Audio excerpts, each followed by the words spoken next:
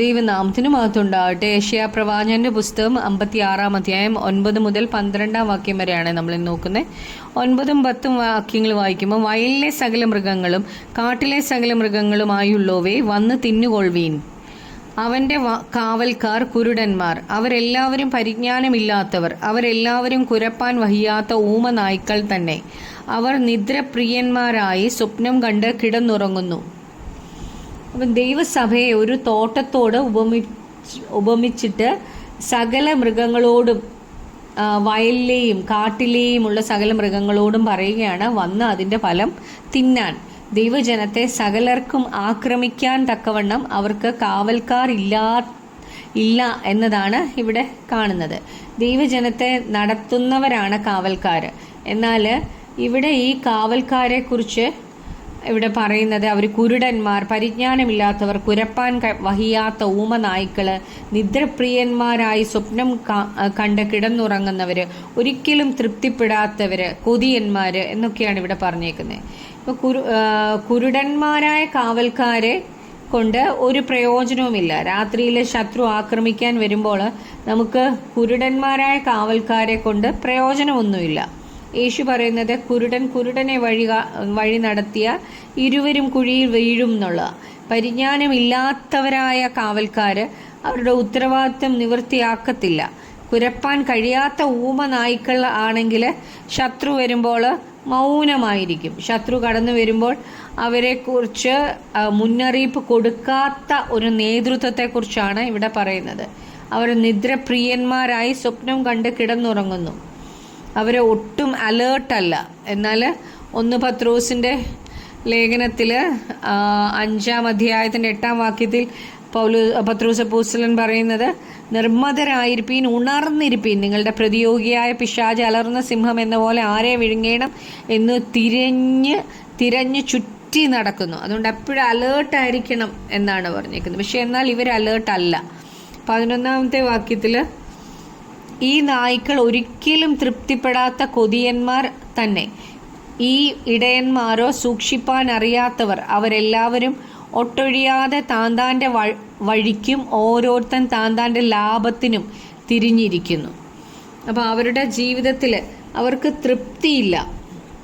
എന്നാൽ പൗലോസ് അപ്പോസ്തലൻ നമ്മളെ പഠിപ്പിക്കുന്നത്, ഫിലിപ്പിയർക്ക് എഴുതിയ ലേഖനത്തിൽ 4-ാം അധ്യായം 11ഉം 12ഉം വാക്യങ്ങൾ വായിക്കുമ്പോൾ, ഫിലിപ്പിയർ 4:11ഉം 12ഉം, ബുദ്ധിമുട്ട് നിമിത്തമല്ല ഞാൻ പറയുന്നത്, ഉള്ള അവസ്ഥയിൽ അലംഭാവത്തോടെ ഇരിപ്പാൻ ഞാൻ പഠിച്ചിട്ടുണ്ട്.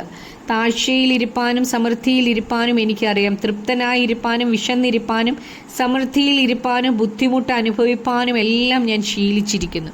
തൃപ്തി നമ്മുടെ ജീവിതത്തിൽ ഉണ്ടാകണമെന്നാണ് പൗലോസ് അപ്പോസ്തലൻ പഠിപ്പിക്കുന്നത്. ആടുകളെ സംരക്ഷിക്കുന്ന ജോലിയാണ് ഇടയൻ്റേത്. എന്നാൽ ഇവർക്ക് ആടുകളെ സൂക്ഷിക്കാൻ അറിയത്തില്ല. സ്വന്തം ജീവനെ നമുക്കായിട്ട് തന്ന നല്ല ഇടയനായ യേശുക്രിസ്തുവിനെ പോലെ മറ്റാരുമില്ല. ഇവിടെ കാണുന്ന ഇടയന്മാർ അവരെ ഏൽപ്പിച്ച ശുശ്രൂഷയിൽ പരാജയപ്പെടുകയാണ്. അടുത്തതായിട്ട് അവരുടെ ലാഭമാണ് അന്വേഷിക്കുന്നത്.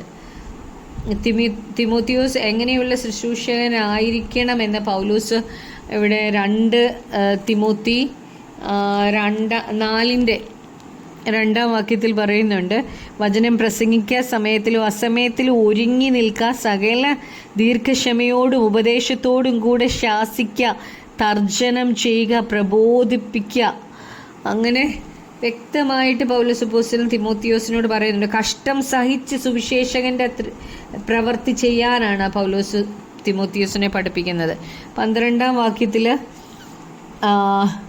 വരുവീൻ, ഞാൻ പോയി വീഞ്ഞു കൊണ്ടുവരാം, നമുക്ക് മദ്യം കുടിക്കാം, ഇന്നത്തെ പോലെ നാളെയും കേമത്തിൽ തന്നെ എന്ന് അവർ പറയുന്നു. അപ്പം ഈ നേതൃത്വത്തിൽ ഇരിക്കുന്നവർ അവരെ ഏൽപ്പിച്ച ശുശ്രൂഷ മറന്ന് സ്വന്തം സന്തോഷം അന്വേഷിക്കുന്നവരാണ്. നേതൃത്വത്തിൻ്റെ പരാജയത്തെക്കുറിച്ചാണ് ഇവിടെ പറയുന്നത്. അവരെ തന്നെ പോഷിപ്പിക്കുകയാണ്.